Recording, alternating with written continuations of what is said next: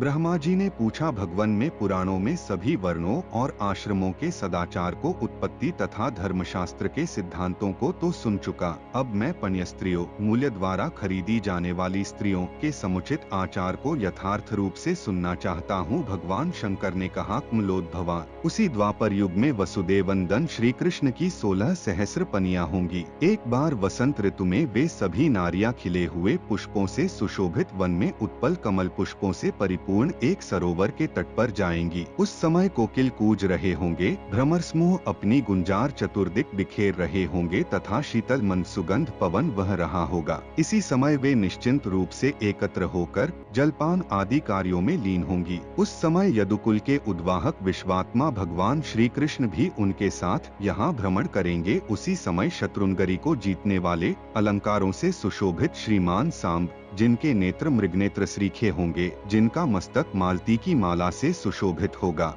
जो सब प्रकार के आभूषणों से विभूषित तथा रूप से साक्षात कामदेव के समान होंगे, उस सरोवर के समीपवर्ती मार्ग जा निकलेंगे। उन्हें देखकर वे सभी स्त्रियां राम भरी दृष्टि से उनकी ओर देखने लगेंगी। तब जगदीश्वर श्री कृष्ण ध्यान दृष्टि से सारा वृत्तांत जानकर उन्हें शाप दे देंगे, चूँकि तुम लोगों ने मुझसे विश्वासघात किया, कामलोलुपतावश ऐसा जघन्य कार्य किया है, इसलिए चोर तुम लोगों का अपहरण कर लेंगे। तत्पश्चात शाप से संतप्त हुई उन स्त्रियों द्वारा प्रसन्न किए जाने पर भगवान श्री कृष्ण, जो अनंतात्मा, ब्राह्मणों के प्रेमी तथा प्राणियों को भवसागर से पार करने वाले कर्णधार हैं, उन्हें भविष्य में इस प्रकार कल्याणकारी मार्ग का उपदेश करेंगे। महर्षि दालभ्य तुम लोगों को जो व्रत बतलाएंगे, वही दासीत्वावस्था में भी तुम लोगों का उद्धार करने में समर्थ होगा। यो कहकर द्वारकाधीश यहाँ से चले जाएंगे। इसके बहुत दिन बाद जब श्री भगवान द्वारा पृथ्वी का भार दूर करने, मौसल युद्ध समाप्त होने, मूसल द्वारा यदुवंशियों के विनाश होने,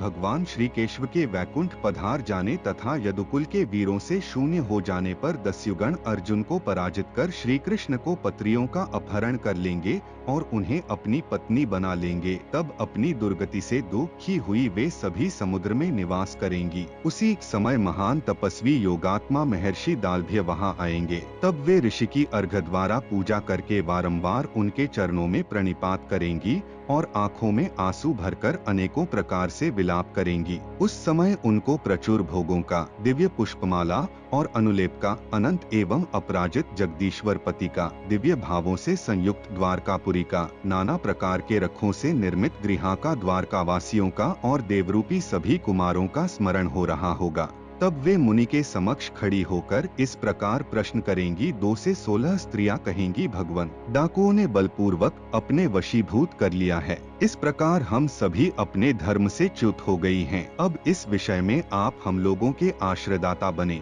ब्राह्मण, इसके लिए बुद्धिमान श्री केशव ने पहले ही आपको आदेश दे दिया है। पता नहीं किस घोर पाप कर्म के कारण जगदीश्वर श्री कृष्ण का संयोग पाकर भी हम लोग कुधर्म में आ पड़ी हैं। इसलिए तपोधन, पण्य स्त्रियों के लिए भी जो धर्म कहे गए हैं, उन्हें हमें बतलाइए। दालभ्य कहते हैं, नारियों, पूर्व काल में तुम लोग अप्सराएं थी और सबकी सब अग्नि की कन्याएं थीं। एक बार जब तुम लोग मानस सरोवर में जल क्रीड़ा द्वारा मनोरंजन कर रही थी, उसी समय तुम लोगे की निकट नारद जी आ पहुँचे। उस समय तुम लोग गर्ववश उन्हें प्रणाम न कर उन योगवेत्ता से इस प्रकार प्रण कर बैठी, देवर्षे, भगवान नारायण किस प्रकार हम लोगों के पति हो सकते हैं, इसका उपाय बतलाइए। उस समय तुम लोगों को नारद जी से वरदान और शाप दोनों प्राप्त हुए थे। यदि तुम लोग चैत्र और वैशाख मास में शुक्ल पक्ष को द्वादशी तिथि के दिन स्वर्ण निर्मित उपकरणों सहित 2 शय्याएं प्रदान करोगी, तो निश्चय ही दूसरे जन्म में भगवान नारायण तुम लोगों के पति होंगे। साथ ही सुंदरता और सौभाग्य के अभिमानवश जो तुम लोगों ने मुझे बिना प्रणाम किए ही मुझसे प्रश्न किया है, इस कारण तुम लोगों का उनसे शीघ्र ही वियोग भी हो जाएगा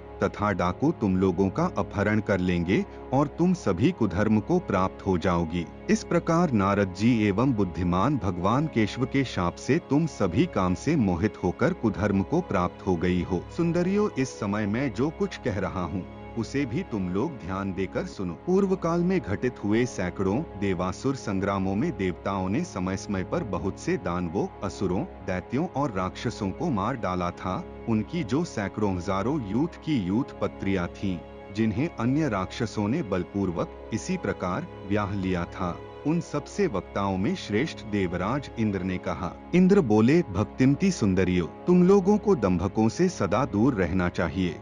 तुम लोगों को देवताओं एवं पिट के पुण्य पर्व आने पर अपनी शक्ति के अनुसार गौ, पृथ्वी, स्वर्ण और अन्न आदि का दान करना तथा ब्राह्मणों की आज्ञा का पालन करना चाहिए। इसके अतिरिक्त मैं तुम लोगों को जिस दूसरे व्रत का उपदेश दे रहा हूँ, उसका भी बिना आगा पीछा सोचे तुम सभी को अनुष्ठान करना चाहिए। यह व्रत तुम लोगों का संसार उद्धार करने में समर्थ है। इसे वेदवेता लोग ही जानते हैं। जब रविवार को हस्त, पुष्य अथवा पुनर्वसु नक्षत्र आवे तो स्वी को सर्वोपधि मिश्रित जल से भली भांति खान करना उचित है। ऐसा करने से उसे देवता की सन्निकटता प्राप्त होगी। तन करते हुए भगवान पुंडरीकाक्ष को यो अर्चना करनी चाहिए। कामाय नमः से दोनों चरणों का, मोहकारिणे नमः से जंघाओं का, कंदपन निधये नमः से जन्नेन्द्रिय का, प्रीतिमते नमः से कटिका, सौख्यस मुद्राय नमः से नाभिका, रामाय नमः से उदर का, हृदयेशाय नमः से हृदय का, आह्लादकारिणे नमः से दोनों स्तनों का,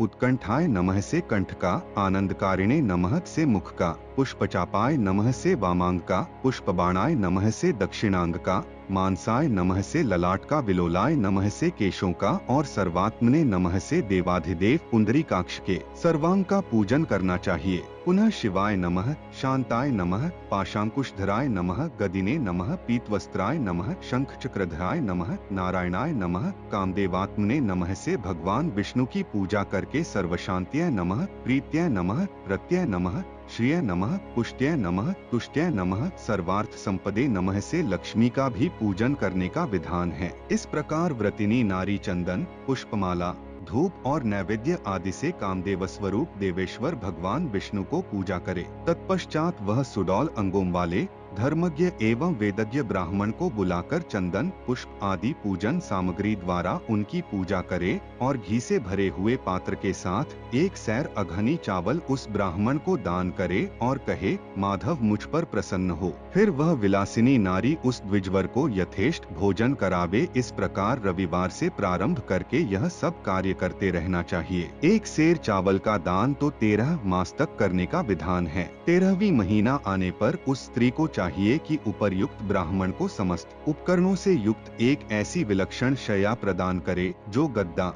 चादर और विश्राम हेतु बने हुए तकिए से युक्त एवं सुंदर हो तथा उसके साथ दीपक, जूता, छाता, खड़ाऊ और आसनी भी हो। उस समय उस सपत्नीक ब्राह्मण को महीन वस्त्र, सोने की जंजीर, अंगूठी, कड़ा, अधिकाधिक पुष्पमाला और चंदन से अलंकृत करके गुड़ से भरे हुए कलश के ऊपर स्थापित ताम्रपात्र के आसन पर सपत्नीक कामदेव को मूर्ति को रख दे, उसे स्वर्ण निर्मित नेत्राच्छादन से ढक दे। फिर आगे कहे जाने वाले मंत्र का उच्चारण करके समग्र उपकरणों सहित उस मूर्ति का तथा एक दुधारू गौ का उस ब्राह्मण को दान करे। दान का मंत्र इस प्रकार है, केशव, जिस प्रकार लक्ष्मी आपके शरीर से बिलग होकर कहीं अन्यत्र नहीं जाती, देवेश्वर प्रभि उसी प्रकार आप मेरे शरीर को भी स्वीकार कर लें। स्वर्णमय कामदेव की मूर्ति को ग्रहण करते समय वे द्विजवर को दात, कस्मा, अदात, कामोदात, कामायादात इत्यादि वाजस 0:07-48 इस वैदिक मंत्र का उच्चारण करें। तदंतर वह स्त्री उन द्विजवर की प्रदक्षिणा करके